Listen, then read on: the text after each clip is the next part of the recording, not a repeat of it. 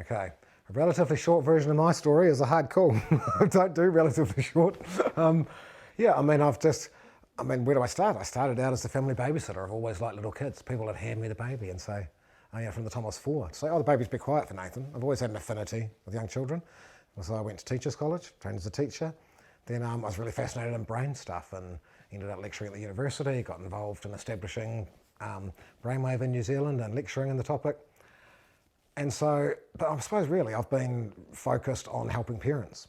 I had to do the academic career to get the validity. Otherwise, you're just any old yobbo online saying, this is what you should do. I wanted people to understand I had built my way up to that, being one of the top experts, if you like, in my field, in that area.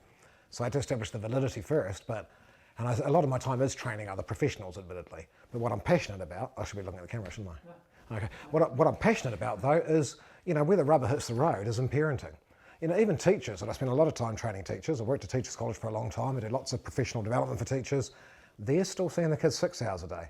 It's the parents that really are going to have the biggest impact. And the biggest impact is in the first 1,000 days of your life. So it's the parents that you see the most. So it's always been clear to me that if you want to make the world a better place for kids, it's actually about parent education. So the ethos behind Brainy Parenting is to, help the parents, because that's where the rubber hits the road. That's what's going to make the biggest difference in the actual lives of the child.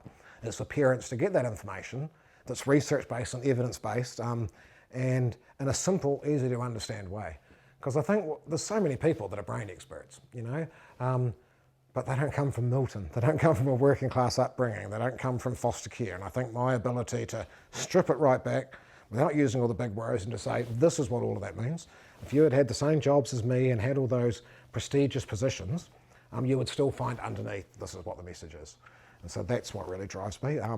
My happiest moment really is getting feedback from parents that go, oh, I'd already read all about that and I understood that, but I didn't understand this.